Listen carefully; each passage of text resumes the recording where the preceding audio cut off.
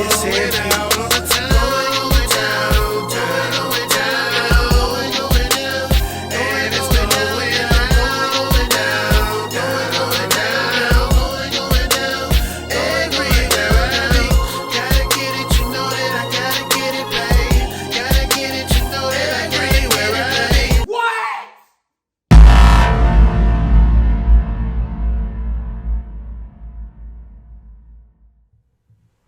It's a beautiful day in the neighborhood. Reaction Beanie, yo, 90. 90, my people. Day in the neighborhood. Bro, sis, he finally did it, y'all. It took him over a week this time, but he has finally done it. He has finally dropped another video. Y'all already know who I'm talking about. MrBallen. Bro, back to MrBallen, man. He put out another one. And one thing real quick, bro. Like, if y'all ain't subscribed to MrBallen, go subscribe to him, all that. But he also got like a podcast channel. And he put them out like every day. Like podcasts, he do that like constantly. He put them out way more than he do his videos now. But we finally got a video, my people. And we finna get into it. The title of it is Ghost of Flight 401. I'm tripping. Ghost of Flight 401. I don't know. I can't even try to come up with what this gonna be about. But we finna see what it's gonna be about, bro. This along with my people, 42 minutes, 55 seconds long, so y'all know y'all got to get whatever you might need. You know you got to get what you need for this one, bro, because we finna go on a journey with MrBallen. Y'all got what y'all need? Y'all ready to fucking go? Let's fucking go! My wife is a total skeptic. She does not believe in the paranormal whatsoever and never has. But when I told her just a portion of today's story, specifically the part about the passenger in first class, you'll know when you get to that scene, she told me she was so intrigued by it. And I think the reason for that is in this story, as you'll see, there were so many witnesses, hundreds of witnesses. And so how could they all be making this up? But before we get into today's story, if you're a fan of the strange, dark, and mysterious delivered in story format, then you come to the right place because that's all we do, and we upload once a week. So if that's of interest to you, please invite the like button to come over your house for a Ouija board session, and then after everyone has their fingers on the pointer, ask if anyone likes the like button, and then casually push the pointer towards no. Also, please subscribe to our channel and turn on all notifications so you don't miss any of our weekly uploads. Okay, let's get into today's story.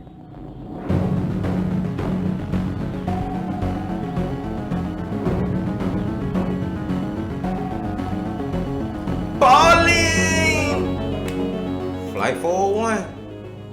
Around 8:30 p.m. on December 29, 1972, passengers inside of JFK International Airport in Queens, New York, heard over the intercom that Eastern Airlines Flight 401 to Miami was now boarding. About 30 minutes later, all 176 passengers, which included the 13 crew members, had made it on board, and then at that point, the 13 crew members began making their final preparations for takeoff.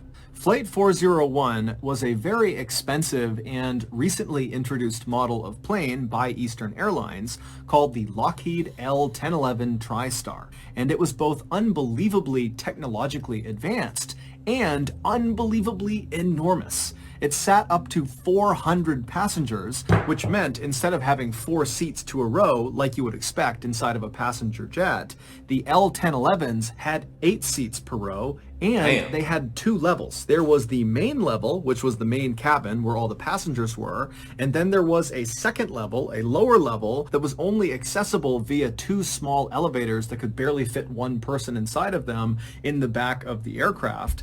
And down on this lower level was a full-size kitchen, which had ovens and refrigerators, and also at the back of this lower level was a lounge area for flight staff. The pilot that night was Bob Loft, who was a strikingly handsome 55-year-old man with over 30,000 hours of flying experience, which for reference is a ton of flying experience. Captain Bob was known as a perfectionist who exuded confidence and who was cool under pressure. After Bob had boarded the aircraft, he had made his way right into the cockpit, which is the very front of the plane where the pilots fly the plane, and he had sat down in the customary captain's seat, which was the front left seat. And then after he had sat down, his 10 years younger first officer or co-pilot, a man named Bert Stockstill, had joined him in the cockpit and sat down in the customary co-pilot seat, which was directly to the right of Captain Bob. And so after the pilot and co-pilot were both seated, the remaining two members of that night's cockpit crew came into the cockpit. Now, normally in most passenger jets, there were only 2 seats in the cockpit, but because L-1011 planes were so massive, there were 4 seats in the cockpit. And so one of the last 2 men who joined the cockpit was 51-year-old Don Repo, who was the flight's engineer.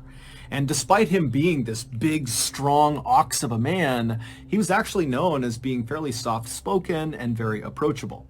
And so Don came into the cockpit, he said hello, and then he sat down in the seat right behind the co-pilot, Bert. And then a few seconds after Don, the last man came into the cockpit. It was 47-year-old Angelo Donadeo. Angelo was not actually part of that night's flight crew. However, he was an employee of Eastern Airlines, and that night he needed to get to Miami, and so the company had put him on Flight 401 and sat him in the 4th and final seat in the cockpit right behind Captain. I just want to say real quick, bro. Okay, it's crazy already because instead of you having 2 pilots in the cockpit at one time, bro, they got 4 people in that bit, bro. And we already know this shit finna go wrong. Something finna happen, bro. But it seems like the more people you have, the less likely of something getting fucked up. But some still finna get fucked up. I don't know what it is yet, bro. But we gonna see. Captain Bob. Around 9:10 p.m., all pre-flight checks had been completed, all passengers were seated, as was the crew, and so Captain Bob began taxiing over to the runway.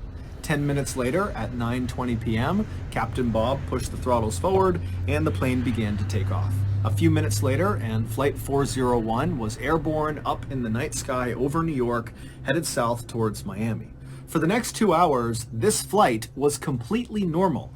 In fact, it was so normal that one of the passengers, named Jerry Escow, actually wrote a letter while he was on the plane telling Eastern Airlines how great their airline was and how smooth this flight was. His plan was, once they landed, to mail this letter to Eastern Airlines. But at 11:32 p.m., so 2 hours and 12 minutes after takeoff, this flight would go from being very routine and normal to being anything but. At 11:32 p.m., Captain Bob began his approach to Miami International Airport, but when he lowered the plane's landing gear, his co-pilot Bert noticed they had a problem. L-1011 jets, like 401, have 3 pieces of landing gear. They have wheels that come down under the left wing, they have wheels that come down under the right wing, and they have wheels that pop out of the nose of the plane. And each of these pieces of landing gear has a corresponding little light bulb, a green light bulb, inside the cockpit that once that piece of landing gear comes down and locks in place and is ready to be landed on, its green light will go on inside of the cockpit. Okay. But when Captain Bob lowered their landing gear, his co-pilot Bert noticed only 2 of the lights came on. The one that did not light up was the nose landing gear. Damn. Now, Captain Bob... I would think that you will need that one more than the other ones, bro. You need that front one, or the plane going like this. I don't know.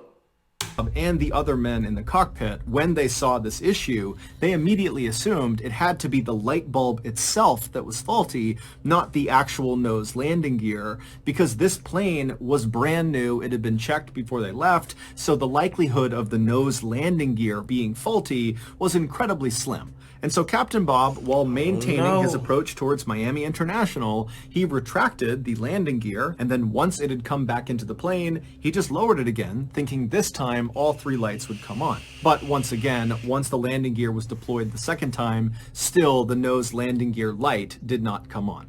And so frustrated, Captain Bob hopped on the radio and contacted Miami Air Traffic Control and told them that he could not confirm his landing gear was actually safe to land on, and so they would have to circle around for a bit in the sky and get it figured out.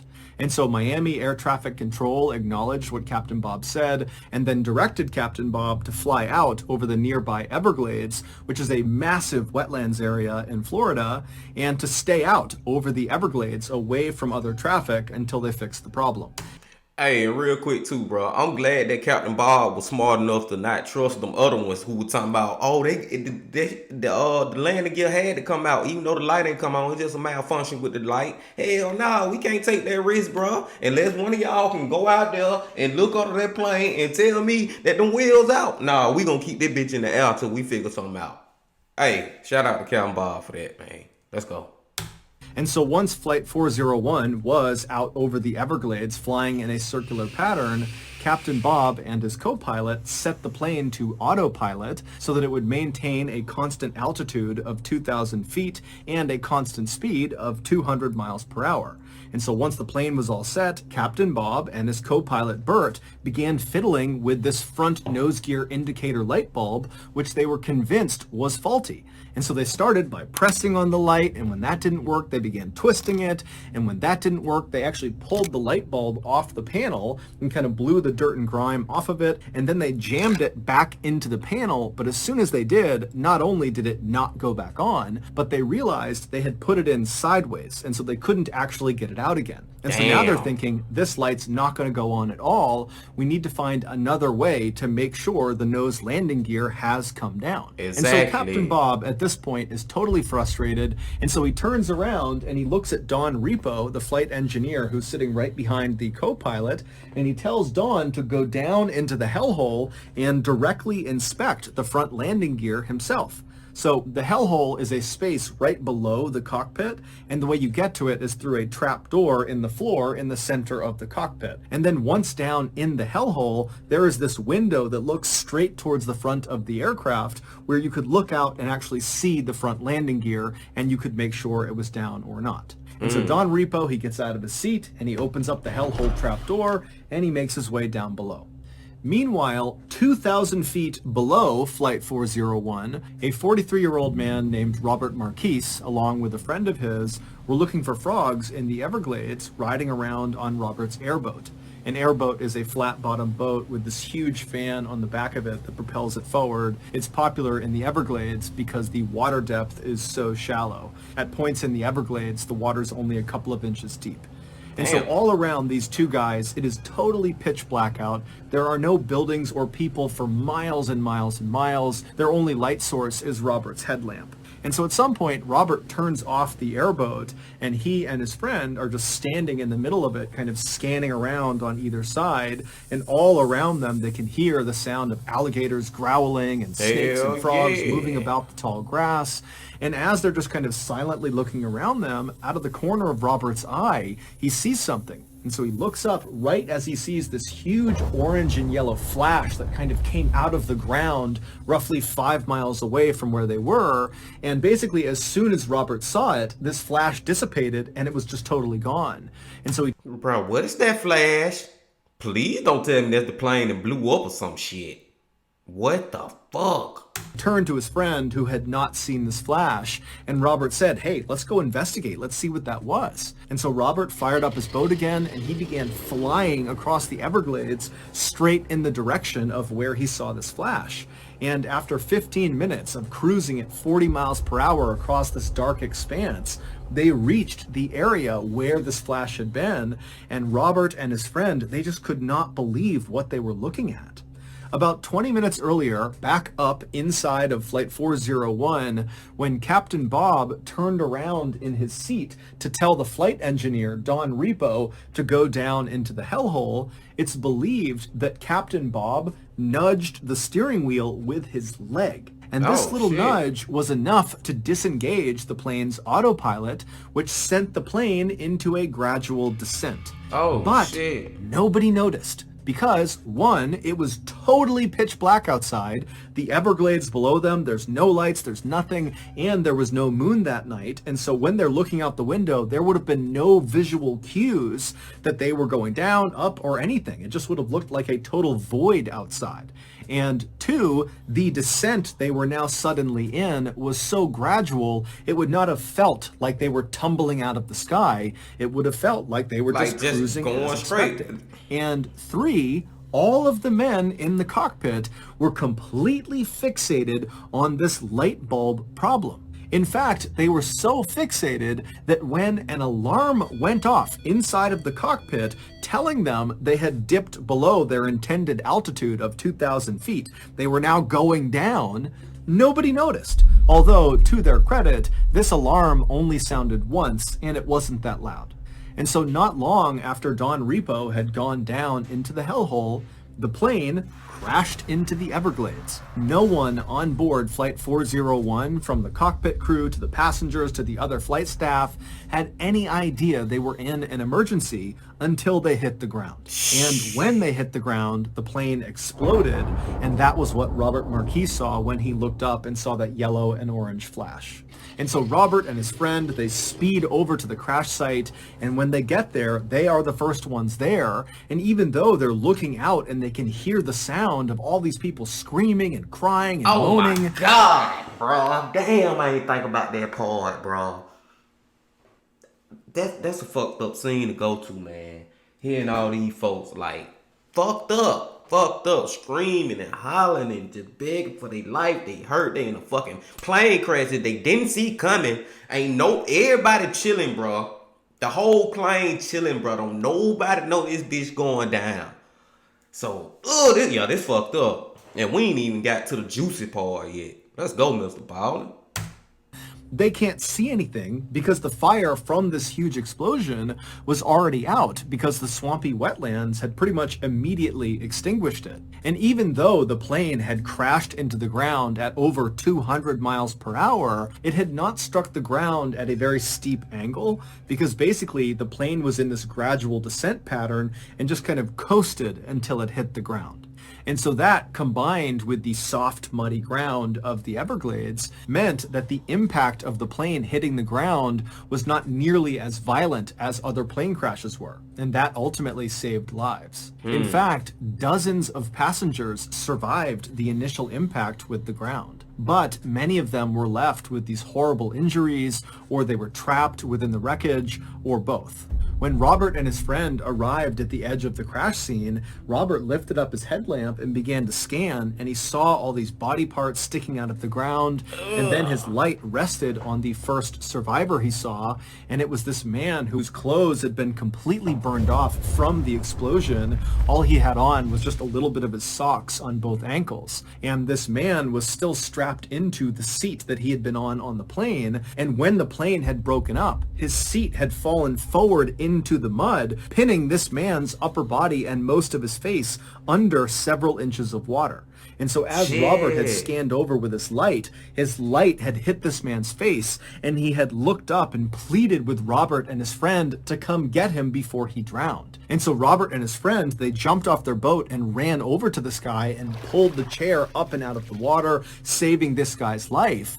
But as soon as he was up and out of the water, Robert and his friend began hearing more calls from other people in the darkness screaming for help. Robert and his friend would do their absolute best to save as many people as they possibly could, but there was just too many people who needed saving and not enough time. About 30 minutes after Robert and his friend had arrived at the scene, the Coast Guard showed up in helicopters, and they, along with Robert and his friend, would spend the entire night pulling as many people to safety as they possibly could. By the time the sun came up on the following day, there were no other survivors left to save. All told, 99 people perished and 77 survived. Amongst the dead were Captain Bob Loft and his co-pilot Bert Stockstill and their flight engineer Don Repo, who had gone down into the hellhole. Amongst these survivors was Angelo Donadeo, the fourth man in the cockpit, as well as Jerry Ascow, the man who ironically had written that letter to Eastern Airlines saying how wonderful that flight had been. Wow. A major investigation following the crash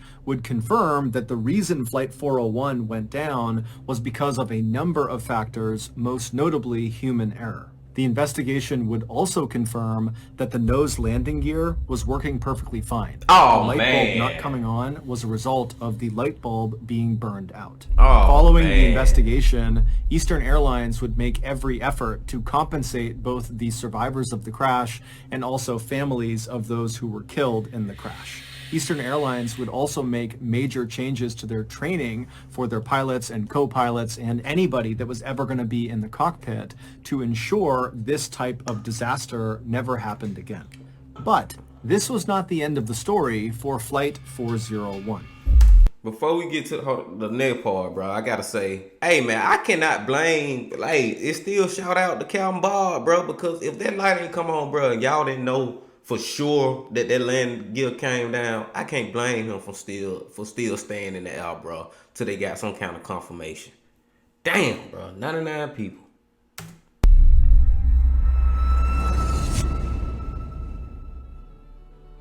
I was recently eating lunch with a friend of mine. Here he come with his commercials.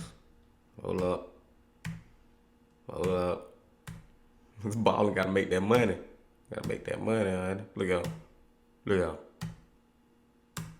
Come on, Mr. Ballen. Mr. Ballen. All right, let's do it. For almost 3 years after the crash, hundreds of Eastern Airline employees began to experience a terrifying phenomenon. Now, at first, many of these employees were going to their superiors and reporting what happened to them, but very early on, Eastern Airlines made it clear that they didn't want anybody to talk about this. Anytime an employee made one of these reports about this phenomenon, they were either sent to the psychiatrist or they were just fired. However, despite this intense pressure from Eastern Airlines to their employees to be quiet about what was going on inside of their ranks, there were still some very brave employees who had firsthand experience with this terrifying phenomenon who still came forward and told their stories to the press and to journalists. They just did it anonymously. And so I'm going to tell you 2 of the most chilling accounts from those employees. Keep in mind, the names used in these stories have all been changed. What the hell finna happen, y'all? What stories do they got? What? In March of 1973, so 3 months after Flight 401 had crashed in the Everglades, an Eastern Airlines flight attendant named Ginny was assigned to a flight from New York to Fort Lauderdale, Florida.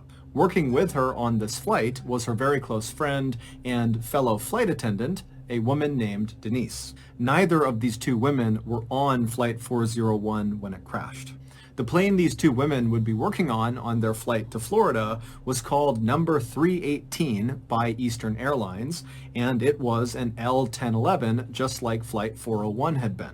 In fact, plane number 318 actually had some original parts from Flight 401 on it, because it would turn out after that huge investigation was done on the crash, the investigators discovered lots of parts from Flight 401 were still in pretty good shape. And so after rigorously testing them and ensuring they did really work, those parts were actually installed on other L-1011 jets in the Eastern Airline fleet. Now, for the record, this was not considered an inappropriate thing to do. These parts were extremely expensive and they worked perfectly fine and they were not involved in causing Flight 401 to crash.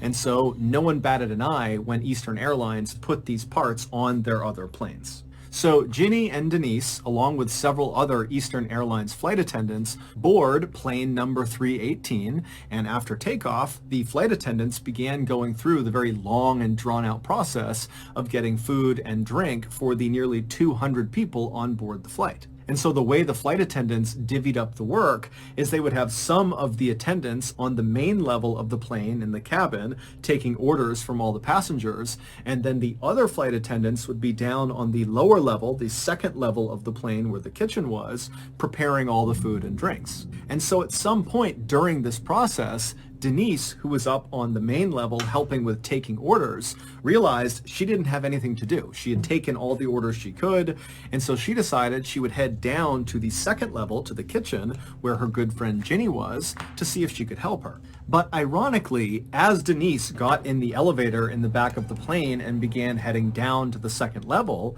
Ginny, who was on the second level, discovered she did not have anything to do. She'd already prepped her cart, and so she had gotten into the other elevator and began going up to the main level to see if Denise needed any help. And so the two women literally passed each other in their elevators, but didn't see each other. Yeah. And so once Ginny arrived at the main level, the cabin level, she got off the elevator and she walked down the aisle and she began asking around to the other attendants if they knew where Denise was. And they would tell her, oh, she just left a minute ago to go down to see you. And so after a couple of minutes, Ginny would leave the main level and go back down the elevator to the lower level to find Denise. Now, to understand what happens next, you need to have a basic understanding of the layout of the second level. So when you come down on either of those two elevators, when the doors open, you'd be looking down a stretch of hallway, basically the length of the plane from the back towards the front. And when you stepped off the elevator, you'd be stepping into the middle of the kitchen. Now, the kitchen was very, very cramped, and on the left side was a row of ovens that were all stacked up against each other, and then on the other side, on the right side, was a row of cabinets and cupboards. If you were to walk down the kitchen straight towards the front of the plane, you would eventually reach a wall that separated the kitchen to the lounge area, and there was a door slightly off to the right side on this wall that you could walk through to get into the lounge. Bro, I still don't know where MrBallen going, bro. I'm lost, bro. I ain't lost in the story. I'm just lost as far as, like, what is she finna see when she go down here to try to see Denise? Like, what is she finna see, bro? Like, what's finna happen, bro? I don't know, man. I know y'all. Have anybody got it yet, bro? I'm the only one who done got it yet. Some of y'all probably got it. Some of y'all probably got it, but I don't. So if you were standing in the kitchen and looking in the direction of this door, you wouldn't really be able to see into the lounge area because, again, the door was kind of off to the side. You would have to actually go over to the door and poke your head through to get a full unobstructed view of the lounge. And all the lounge was a couple of sofas and chairs kind of arranged in a circle. So Ginny has gotten back in the elevator and she's made her way back downstairs to continue looking for Denise. She gets down to the lower level, the doors open up, and she looks out into the kitchen, and Denise is not there. In fact, the kitchen is totally empty. And the door leading into the lounge area is shut, so she can't even see in part of the way into the lounge to see if anybody is in there. But the second Ginny stepped off the elevator into the kitchen, she immediately had this powerful sense that Denise was definitely down there somewhere on the second level with her, probably in the lounge area that she couldn't see. And because Ginny felt so confident that Denise was down there, she actually didn't start by calling out for Denise or walking to the door, opening it up, and looking into the lounge to make sure Denise was there. Instead, Ginny just turned to the left and went to the ovens and began preparing food for the attendants upstairs.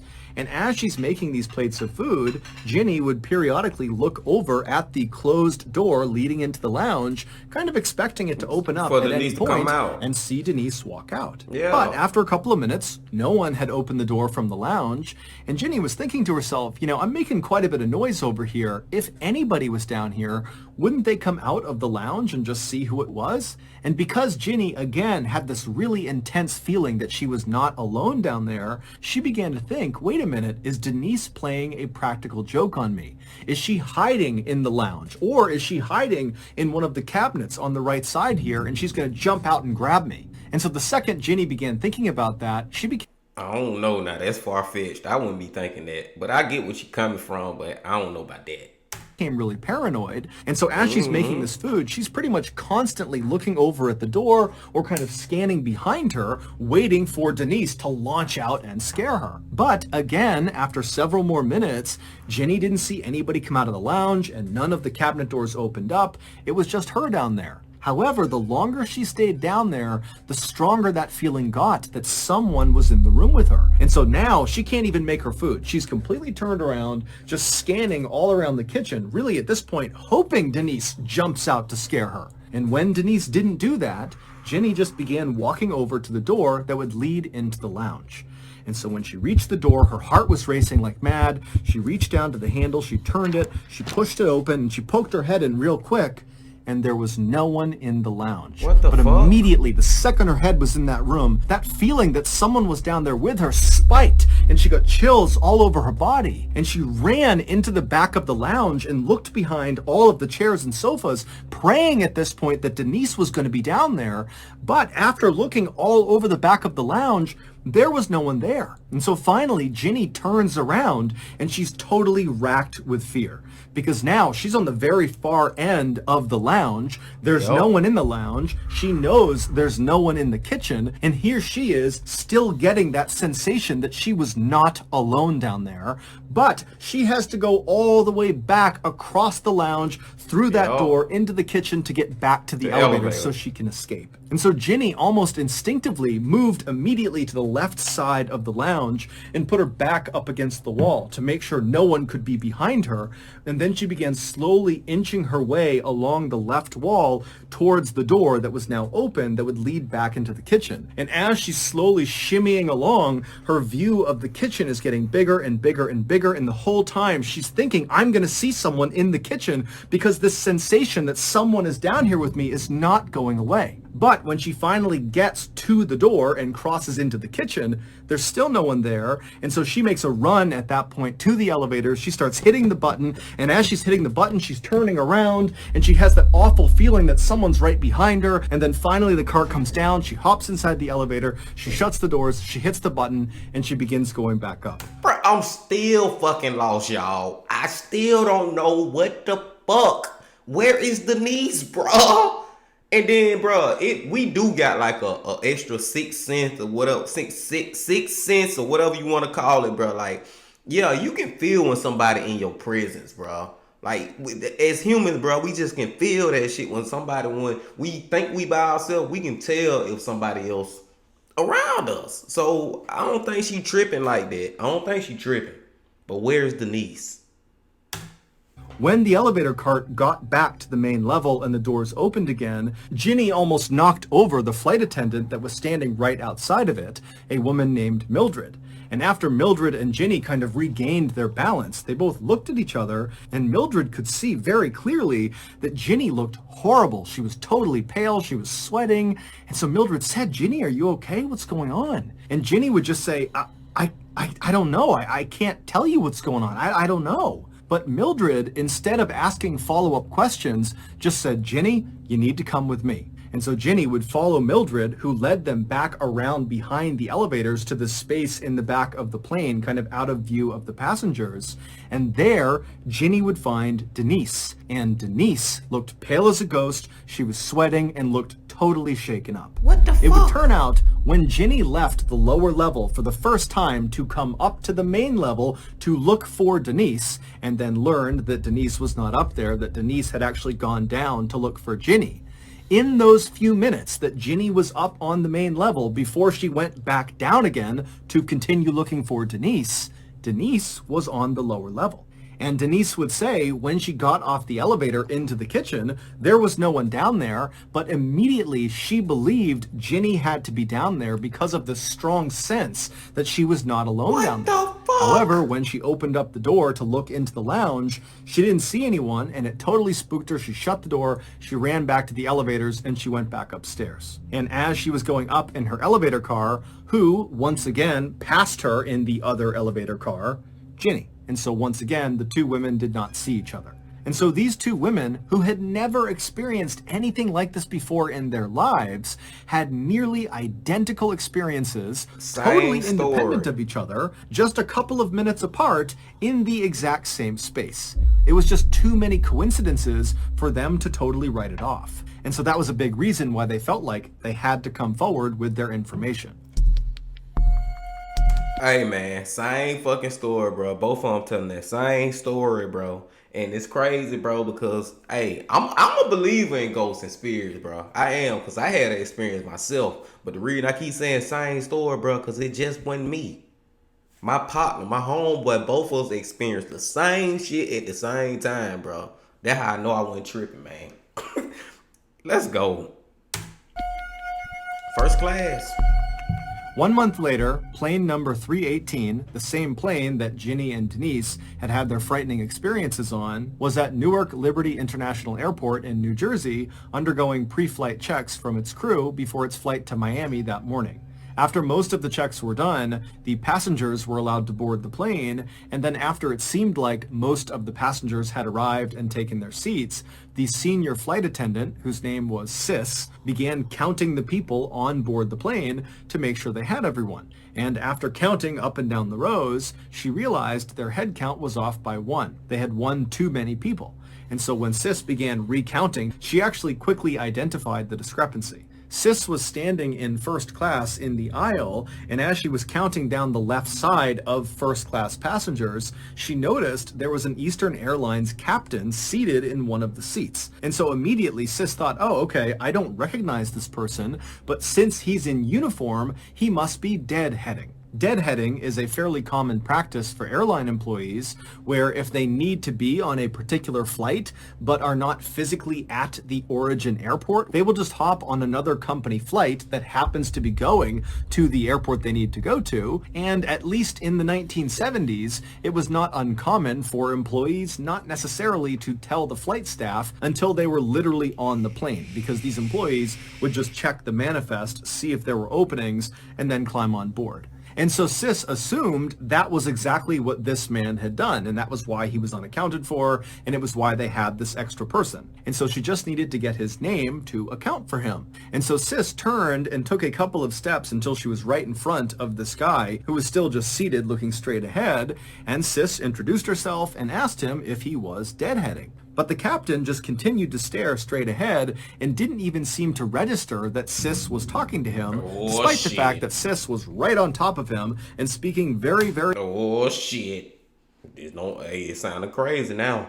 very clearly, and nobody else was talking. And so Sis, who was aware of the fact that this guy clearly should have heard her, just kind of waited for a second and then just asked again, hey, what's your name? I need to make sure that you are in fact deadheading. But again, this captain just sat there without moving and didn't remotely react to Sis. Now, by this point, another flight attendant named Diane had looked over and actually saw Sis having this strange interaction with this Eastern Airlines captain. And so Diane walked over and listened as Sis, for a third time, tried to get this guy's attention, but he still did nothing. And so Diane and Sis, they start looking at each other like, what do we do about this?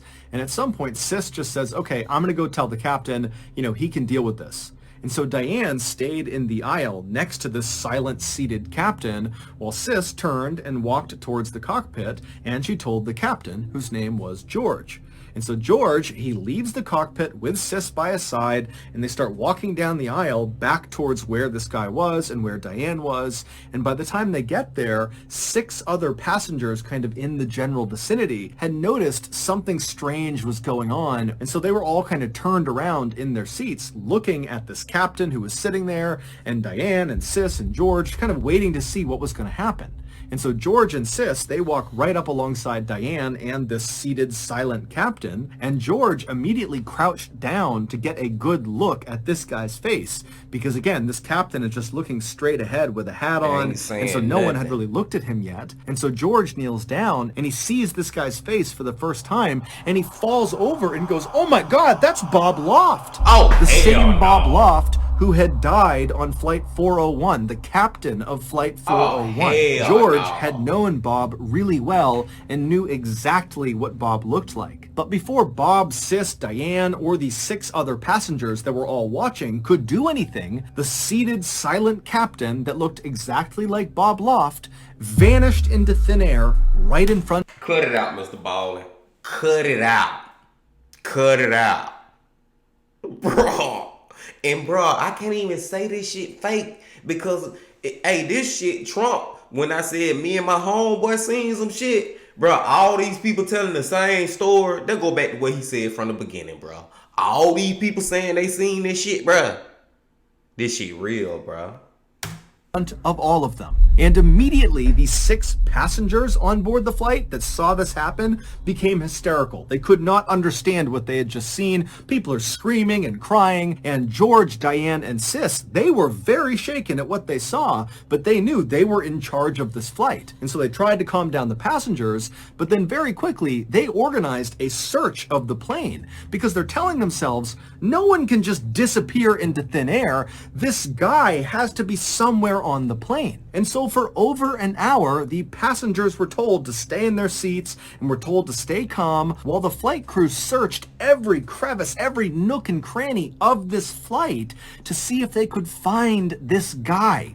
But they never did. And so after a very long delay, plane number 318, along with its very shaken up passengers and flight crew, eventually rumbled out onto the runway and took off. When they landed in Miami, the first thing George, Diane, and Sis all did is they went in and filed a report about what they had seen, about this vanishing person. But Eastern Airline didn't do anything about their reports. In fact, the logbook where these reports were kept was conspicuously missing a couple of weeks later when some other employees of the airline heard about this vanishing person and wanted to read the reports themselves. And when these employees went to their superiors and asked if they could get this logbook, the answer from the top was George, Diane, and Sis never filed those reports. There was no vanishing person. This whole thing is a bunch of crap. But George, Diane, and Sis all said, we filed those reports, and apparently some other pilots within Eastern Airlines had actually seen the reports before the logbook went missing, and they would tell other people that what they read was terrifying.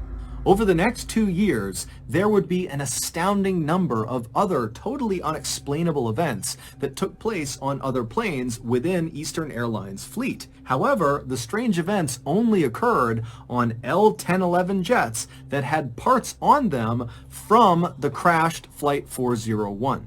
Some of these unexplained events included more sightings of the silent seated captain who looked just like Bob Loft. And in fact, one of those sightings was by an Eastern Airlines executive who, after seeing this captain vanish into thin air right in front of him, the executive freaked out and ran off the plane and demanded the plane be searched top to bottom. But like the last search, nothing was found.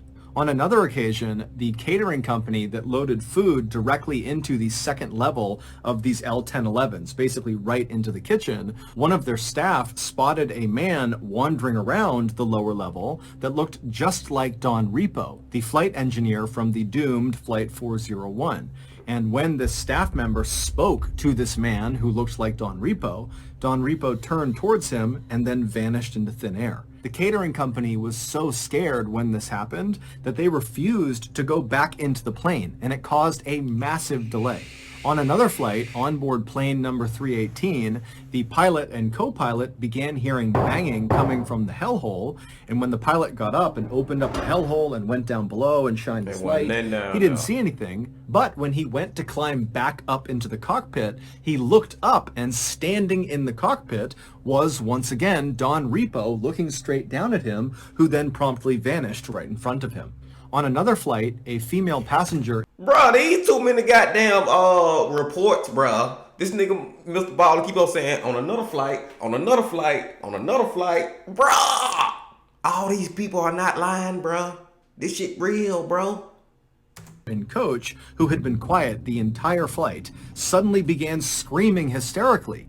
And when they went up to her and asked her what was wrong, she was pointing at the seat next to her. Instead, a man had suddenly appeared right next to her. He did not walk in, he just appeared next to her, and then when she began screaming, he vanished right in front of her. This woman was so upset that when they landed finally in Phoenix, Arizona, she had to be restrained in a straitjacket when they pulled her off the plane. But as terrifying as all of these events were, there was at least one instance where these apparitions appeared to be helpful to the people on the plane. One captain said he walked into the cockpit, and standing in there was flight engineer Don Repo, and Don promptly told the captain about a specific malfunction in one of the engines before Don vanished in front of this captain. Now, this captain was horrified at what he had just seen, but he did actually go down and have that engine looked at, and sure enough, the malfunction that Don Repo said it had It had.